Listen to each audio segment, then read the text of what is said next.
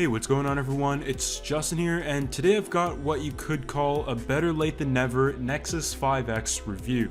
So this is the little brother to the Nexus 6p, which I previously reviewed a few weeks ago, and the successor to the much loved Nexus 5. With last year's Nexus release not featuring a device of a 5-inch form factor, I'm sure a lot of people were very excited when they heard about the release of the 5X.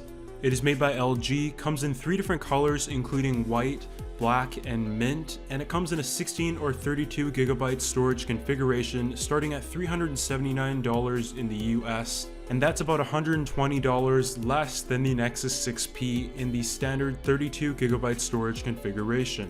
So the big question will be whether or not the Nexus 5X is still worthy, or you should just go to the Nexus 6p for $120 more, as that is one of the best Android smartphones released this year. So the Nexus 5X is made out of plastic, and if you would like to spice it up and add a great look to it, just go ahead and check out D-Brand skins in the description section below, and they offer countless ways to customize your Nexus 5X, as you can see I've done here. The sides of the phone is still matte black, and I found the device to be very nice to hold in the hand, very comfortable, and pretty simple and good looking as well.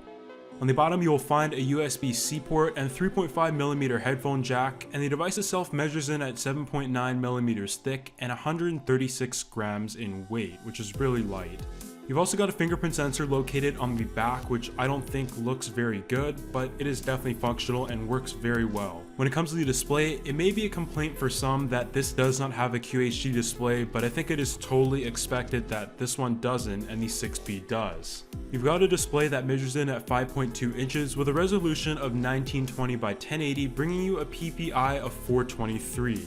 It is extremely sharp, looks great, and it is very vibrant, and I have no complaints of it whatsoever. The only complaint I really had about the Nexus 6p was the fact that it was too big for my liking, and this 5.2 inch form factor is perfect in my opinion. Of course, by purchasing a Nexus, it comes with the nice software experience, stock Android. You've got Android 6.0 Marshmallow, and although some of the people I talked to who had the Nexus 5X did mention that the device lags, I personally didn't notice this at all, so I'm obviously not going to say it does, but the recent 6.0.1 update I got out of the box most likely fixed some of these issues that people were initially complaining about. As being powered by a Snapdragon 808 processor paired up with 2GB of RAM should have no problems whatsoever in general use, and I really didn't notice any. Obviously with the stock Android experience, some people love it and some people prefer more customizability. I personally am a huge fan of it, and it is in part why a lot of people love the Nexus 5 so much. And for my quick little test in gaming, with its Adreno 418 GPU in the Nexus 5X, it handled everything very nicely. It had no issues rendering the graphics, and there wasn't any lag in the time I played with it.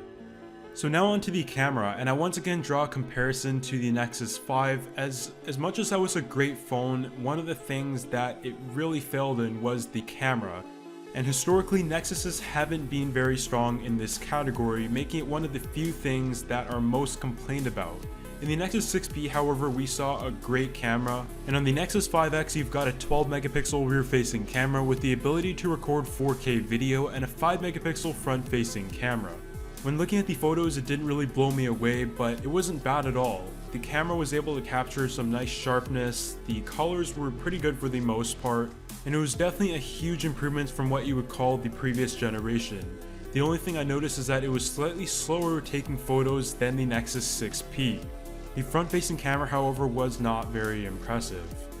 Taking a look at a 4K video test I took here, I think it did do a pretty good job, and the only thing I really noticed is that the stabilization could have been a little bit better. When it comes to the battery life, however, I was pretty disappointed. With a 2700 mAh internal battery, you should expect it to have pretty good battery life, especially being a stock Android device, not having any bloatware to take up any background resources, and just the optimizations in general. But I have to say, from my personal experience, I was able to get just about 1 day and not much beyond that. But the thing is, I wasn't really using the device as intensively as I could have. Of course, you can also use the device in battery saver mode, where it kind of limits the resources and tries to save as much as possible while giving you access to everything on your phone. I really hope that the battery life does get improved, as I'm not the only one that is complaining about this issue. When it comes to these speakers, the Nexus 6p had one of the best ones I've ever heard. It comes the closest to the ones on the HTC One M9 boom sound, as they were dual front-facing speakers that were very crisp and clear. On the Nexus 5X, however, there is obviously going to be trade-offs being a cheaper device, and although it may look like there is two speakers on the front, it is actually just a mono speaker that outputs from the right side. It is great that the speaker is front-facing, but I have to say I definitely miss the dual front-facing speakers found on the 6P. That being said, the sound quality was still decent.